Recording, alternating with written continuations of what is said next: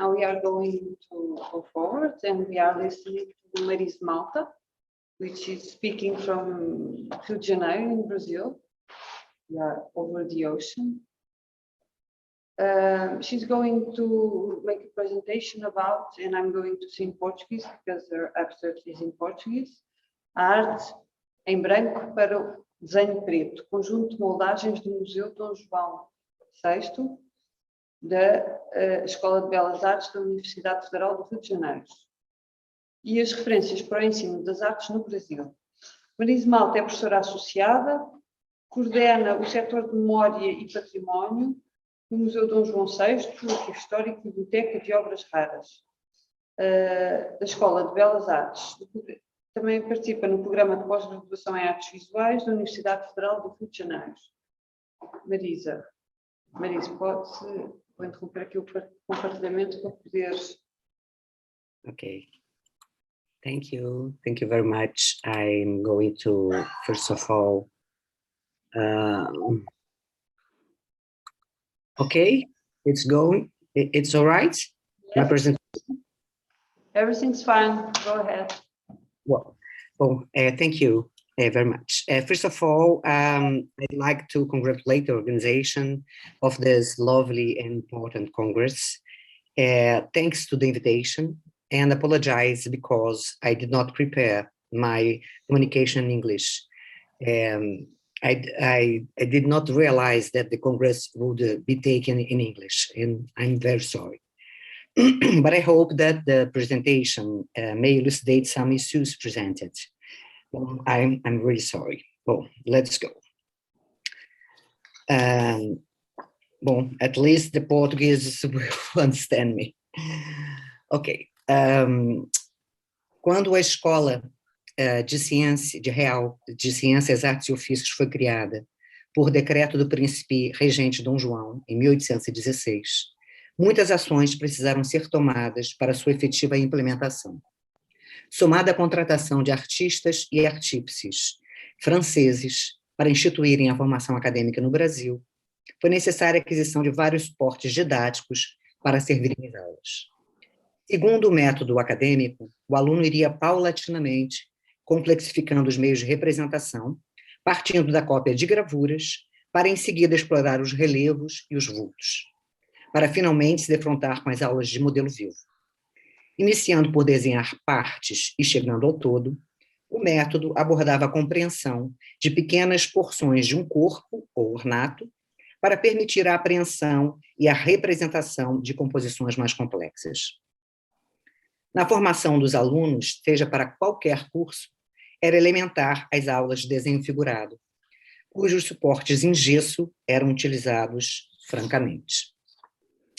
Os gessos eram normalmente comprados em lotes, adquiridos, o que pode, na verdade, ser comprovado em documentos datados entre 1837 e 1860. Contudo, ainda não havia número suficiente de peças, tendo em vista que na proposta para o orçamento dos anos de 1859 e 1860, enviada ao Congresso, solicitava-se justamente essa questão de buscar mais gessos, porque eram indispensáveis, esses modelos de gesso antigo, pois que os que possui a academia, além de serem poucos, estão muito estragados pela poeira, pela umidade e pelo uso. Aliás, questões recorrentes nessas moldagens. No ano de 1860, chegaram à academia o Discóbolo em repouso, Castor e Pollux, Troncos Belvedere, Vênus de Milo, Jason e 9 fragmentos de frisos do Partenon.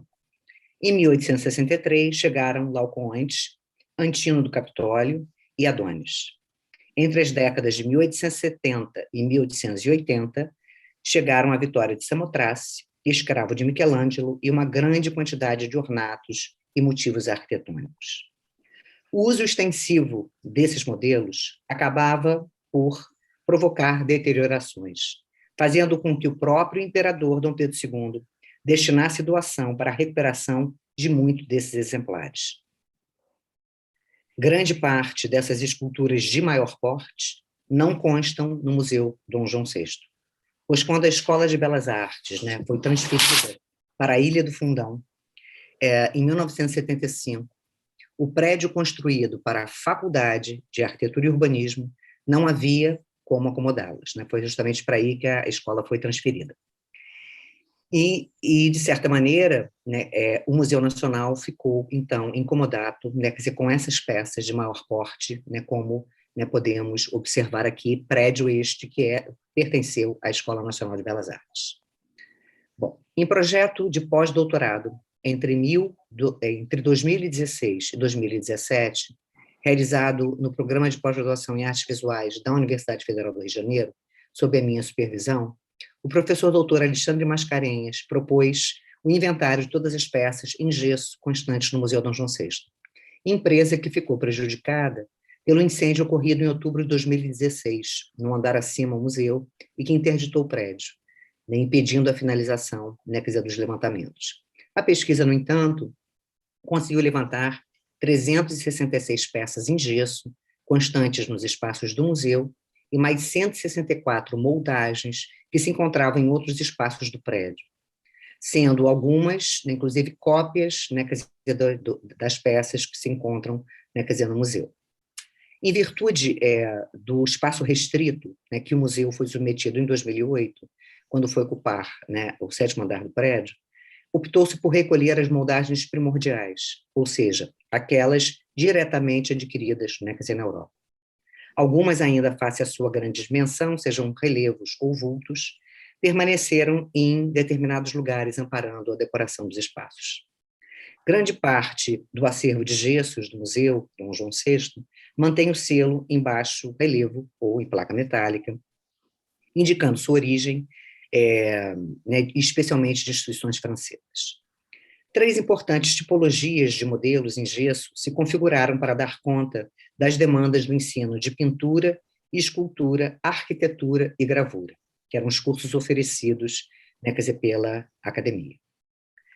Eram modelos, né, quer dizer, arquitetônicos, figuras humanas, ou parte delas, incluindo esculturas anatômicas, né, os esfolados, e os ornatos. As 3 modalidades procuravam dar conta de levar aos alunos as principais referências pelas quais deveria informar seus olhos e gostos. Sabendo das dificuldades, né, de contrato de modelo vivo, as moldagens escultóricas de figuras humanas, a partir da estatuária antiga, foi durante muitos anos o principal meio para representar o corpo humano, uma das principais dificuldades e metas dos alunos. Corpos brancos, lisos, estáticos e com séculos de tradição plasmavam os olhos dos jovens aprendizes que eram educados a entender a beleza por certos cânones, muito diferentes daquilo que visualizavam na cidade do Rio de Janeiro. Com tantos negros escravizados, presentes no dia a dia carioca, sejam nas ruas ou nas casas, o confronto com estátuas de gesso possivelmente provocava uma fricção entre realidade e idealização, reforçando a ideia de que a arte bem vista deveria estar calcada em uma beleza extemporânea, longínqua e branca. Da mesma forma, funcionavam os modelos para a arquitetura, respaldados inicialmente nas ordens greco-romanas. Novamente traduzida na pureza branca do gesso, transformando a visão do mundo civilizado em ausência de cor, plasticamente depositado na simbologia do branco imaculado. Linhas, formas, proporções eram aprendidas pelo branco, mas que deveriam ser traduzidas pelos traços pretos, né, do desenho. No caso dos ornatos, desde os primeiros tempos da Academia Imperial de Belas Artes, desenho de ornatos, pintura de ornamentos e escultura de ornamentos estiveram presentes na oferta de disciplinas, o que pode ser atestado por desenhos de ornato em crayon de Henrique José da Silva, datados de 1827. Por outro lado, apesar de gravuras serem de mais fácil acesso e transporte, a segunda etapa do processo de ensino demandava relevos e esculturas em gesso, e eles precisavam ser encomendados na Europa, tendo em vista que as referências aceitáveis à época diziam respeito a obras europeias, e, portanto, ausentes em um país que havia se tornado, né, recém-independente. Em seguida, em 1831, o desenho passou a ser ofertado por uma disciplina chamada Desenho de Moldagens. esclarecendo a partir de que suporte os olhares de informação, né, os olhares de informação estavam sendo canalizados. Ver mãos, pés, bustos, capitéis, flores e folhagens, em relevo e em vulto, aguçavam a percepção de profundidades e sombreados para se poder criar com sutilezas de gradação de claro-escuro, do branco do papel à mais forte mancha do preto do carvão ou crayon. Com a reforma, em 1855, a abertura para o ensino industrial e curso noturno permitiu com que as disciplinas, né, voltadas ao ornato ganhassem cada vez mais alunos nas décadas subsequentes. O desenho de ornatos também continua a ser oferecido para os alunos do curso de arquitetura. Daí a grande quantidade de modelos de capitéis, frisos, embasamentos e cornijas. Já a escultura de ornatos, né, quer dizer, pôde se utilizar das moldagens ornamentais de modo a instruir os futuros escultores não só a aprender a ver e a desenhar, mas também a fazer a decoração dos edifícios. O olhar para o ornato, naquele momento, se desenvolvia pela e para a tridimensionalidade. Do inventário de moldagens em gesso de 1858, constava a estatuária greco-romana e renascentista, mas também os ornatos mencionados como 200 fragmentos, oriundos todos da École des Beaux-Arts de Paris. Pelos anos subsequentes, também é possível verificar compras de gesso, né, para os exercícios dos alunos, né, como na nota fiscal que a gente observa aí. Após a reforma do ensino, que passou a vigorar na Escola Nacional de Belas Artes, nome que assumiu após a República, a cópia dos modelos seria preterida em favor da valorização do método intuitivo, em que o aprendizado se valia dos sentidos da observação, né, direta da natureza.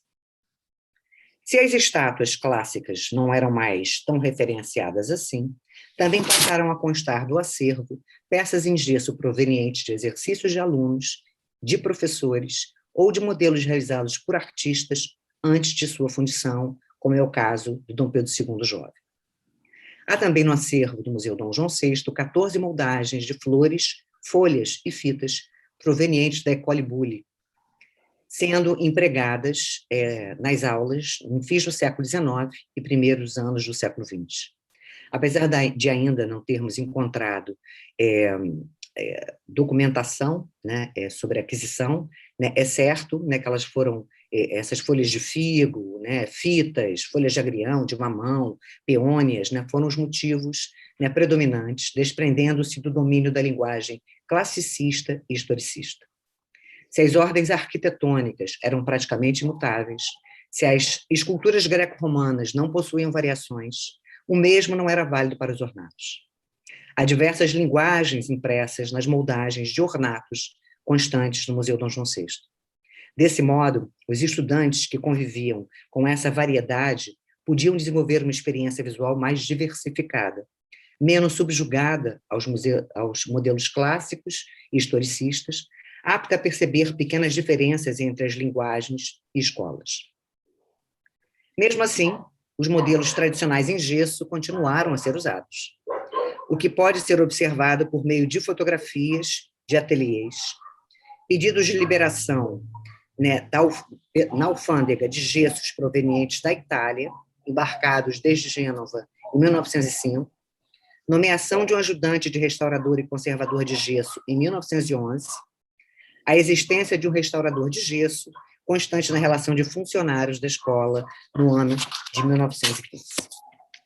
Também documentos de 1913 tratam das instruções para os concursos anuais, com cópias, né, mostrando que as cópias em gesso ainda eram primordiais nos concursos de desenho figurado e escultura de ornatos.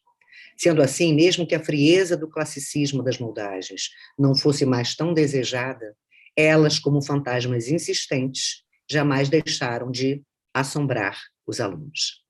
Diante disso, por mais que houvesse uma demanda por exercícios mais expressivos ou de linhas mais modernizadas, o uso das moldagens em gesso se perpetuaram, como pode ser verificado no acervo dos desenhos do Museu Dom João VI, como os desenhos de Marques Júnior, né, de 1906, em imagens da aula de desenho figurado, em 1909, na aula de modelagem de medalhas, em 1920, e da exposição de trabalhos dos alunos em pleno 1925. No seu discurso, ao fundo, né? Não, deixa eu só voltar aqui. Mark Júnior, que foi justamente aquele autor que a gente viu os desenhos, tornou-se professor da escola e angariou o título de catedrático em 1951. No seu discurso, ao fundo, lá estava uma dessas moldagens. Se ele era defensor ferrenho de aulas de modelo vivo desde os primeiros anos de formação artística, contrário à cópia das moldagens, ela, ali, atrás dele, representante de tantos reminiscentes desse sistema de ensino, insistia em mostrar o quanto fora imprescindível para a formação de tantas gerações de artistas, inclusive a do próprio Marquis Júnior.